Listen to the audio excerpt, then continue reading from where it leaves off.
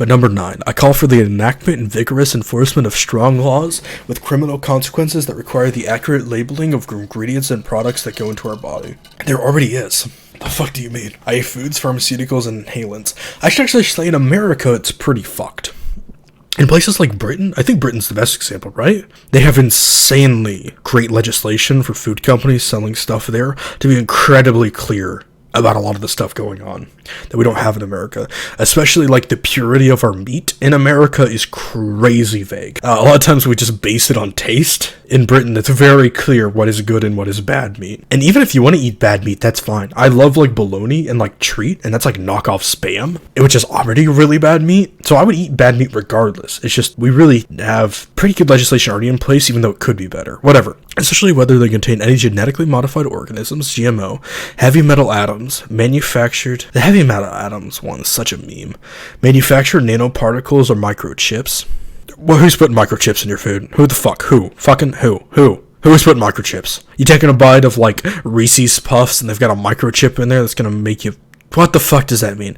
Okay, here I'll address only GMOs. In agricultural, weeds have been a huge problem, but I'm extremely skeptical about the safety of modern paradigm of spraying glyphosate-based herbicides. Example, Monsanto Bayer's Roundup on GMO corn, GMO soy, and other... I hate this tinfoil hat shit. Conspiracy theorists throw words like glyphosate-based herbicides and then give example of Monsanto/Bayer's Roundup. This obviously, no one knows what the fuck glyphosate-based herbicides means. And even if you are a fucking biochemist, how big of a percentage are actually biochemists that hear this kind of shit? They probably aren't wasting their time with this kind of bullshit. And then giving examples of Monsanto/Bayer's Roundup. There are really legitimate stuff that I think annoys me, that people think that GMO is the worst thing in the world. There's some examples where GMO can actually be better for the environment than without. And they just say big, long words people don't understand at random to try to fuck with people, and then the words they do are incredibly negative. GMO soy and other GMO products are genetically modified to resist such herbicides, therefore killing only the weeds that lack such substance. Yes, it works, and crops yields are higher, but what is the long-term cost? Do not want to eat traces of the highly poisonous glyphosate that such foods unavoidably contain. Is it having any negative health impacts? No. What you should worry about is, like, sugar and, like, salt intake, and eat healthier, because the shit has GMOs in it. No, I don't want to eat the GMOs themselves. What did they do to the genes in those vitally important food plants to make them resist that poisons?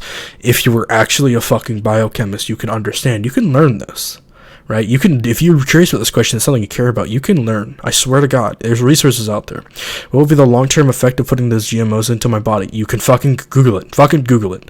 If the claims about Monsanto and the GMO seed companies are true, that GMO foods and the glyphosate traces they carry are harmless, then why do they lobby so aggressively to block GMO labeling laws? What are they keeping secret? It's just because they're a shitty large corporation. Is this fucking new? Do you think it's just because of GMO? They want to lobby against anything that can somehow negatively impact their product. Because people see GMO and they're like, ew. Because we're Americans, we're fucking retarded. I suspect the situation is analogous to what happened several decades ago in the tobacco industry, which is concealing truthful scientific studies that showed the disastrous impact of smoking on health. What studies is Monsanto concealing? You're making fucking wild claims here. You want to say Monsanto a lot as though they're just they just somehow accurate of everything you eat ever. Stop fucking saying Monsanto just because it has a negative connotation in everyone's mind. I fucking hate conspiracy theories.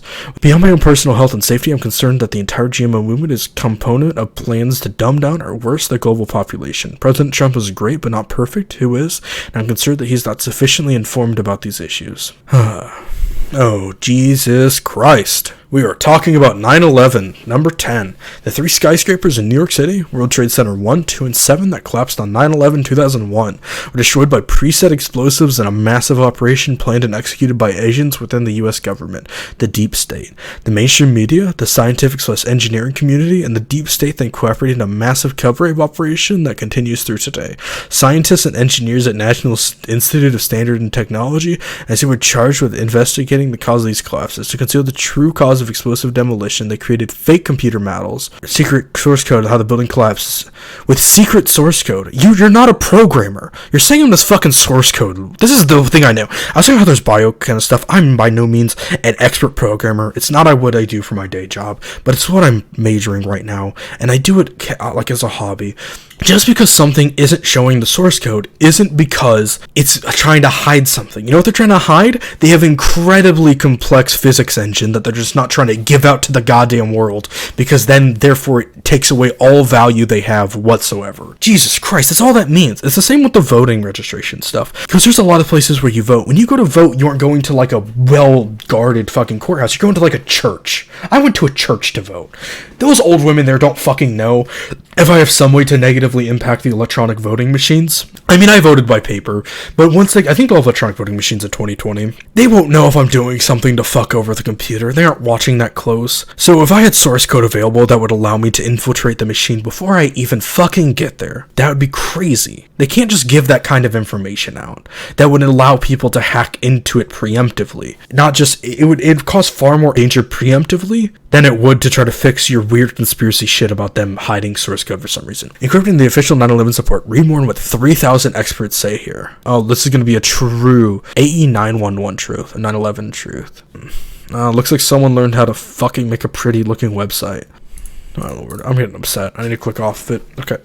I'm not a fucking industrial engineer. You aren't either, William. And 3,000 experts. These aren't just 3,000 experts. Do you have any idea how many people, how many industrial engineers, just because they had a fucking afternoon, can show you mathematically how it got burned?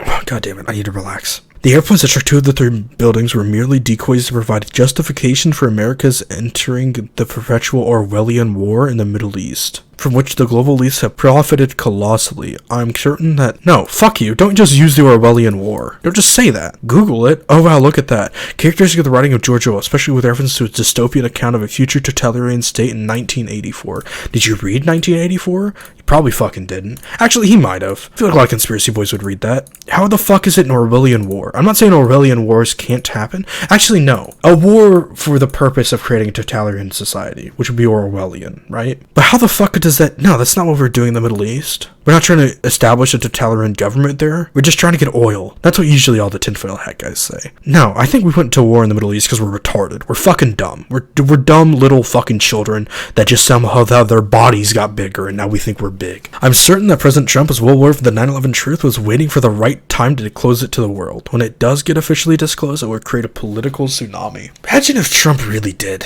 Imagine if Trump went out there and he was like, I know the guy that planted the bomb. He's like, yeah, get fucked. Number 11. Based on the fraudulent science done on the climate and the 9/11 investigation, as well as other numerous scientific frauds, including in medical science, because of the mass impoverishment and mass murders these scientific frauds have enabled, or will enable, the global elite will perpetrate, I believe we need to enact criminal laws against scientific fraud, engineering fraud, and mathematical fraud, and I'd be interested in helping to draft such laws. These guilty scientists should be convicted and imprisoned for life. I don't think you even know in the slightest the kind of fucking mind-boggling boring work it would take to try to write some sort of legislation. I don't even think maybe he would. We've actually read like 100 pages of William lore, so maybe he would. Alright, number 12. I support fiscal and monetary integrity by all governments, including abolishing the colossally corrupt, privately owned Federal Reserve System, limiting the national debt, balancing the federal budget, and keeping it in balance. However, in my opinion, these goals are less urgent than A, rebuilding the U.S. economy, including restructuring the international trade agreements on which it vitally depends. B, dismantling/disempowering the deep state, the corrupt mainstream media, the bulk of the Democrat Party, all of the Renos, corrupt science, and the corrupt academia. And C, persecuting thousands from those groups for treason and imprisoning them for life.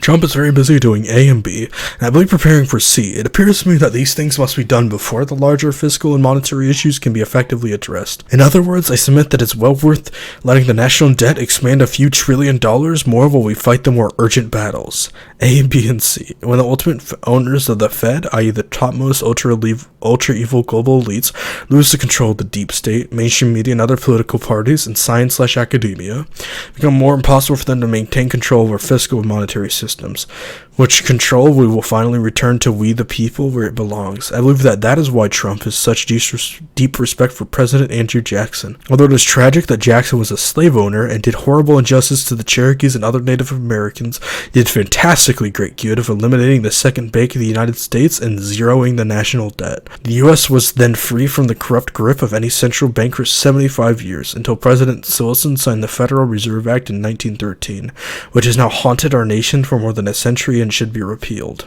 I kind of paid attention to the last point. I was just kind of reading and I was gone. I don't think there was anything that's really boring. Okay, I realize that most leftist Democrats are good people who share my love for our planet, its environment, and humanity. They simply have not yet discovered that the leftist political agenda they so lovingly and sincerely report is in fact hateful and insecure. They have been duped by a vast political fraud perpetuated by the Uniparty. Never before in the history of our planet has such a globally orchestrated, vastly financed campaign of vicious defamation, obstruction, and threatened assassination been waged against a single person, President Trump. I'm going to read that again. Never before in the history of our planet has such a globally orchestrated, vastly financed campaign of vicious defamation, obstruction, and threatened assassination been waged against a single person, President Trump. How long have you been alive? Weren't you born in World War II, if I remember correctly? Remember the Hitler guy? You remember him? You think maybe there was more world emphasis around kind of taking that guy out? Yeah, maybe. I'm thinking so. Its magnitude reveals the magnitude of fear the Uniparty global elites have of the good he is doing. Incredibly, he keeps a smile on his face, invites his mortal enemies into the Oval Office, and genuinely has fun doing his job, producing historical results. Wow. I want to operate with that level of skill, vision, courage, genius, and panache. I seek a goddess who does not buy into the anti-Trump fake news that constantly gushes from the leftist, uniparty-controlled mainstream media, who did not support Bernie Sanders or Hillary Clinton in the 2016 presidential election, or now who realizes that he's doing so as a mistake, and who is not a feminist, as described above. Go to contact me. Tune back next time for another episode of Operation Fuck William. Specifically, we were born in Pizza Paradise, Abuja, Nigeria.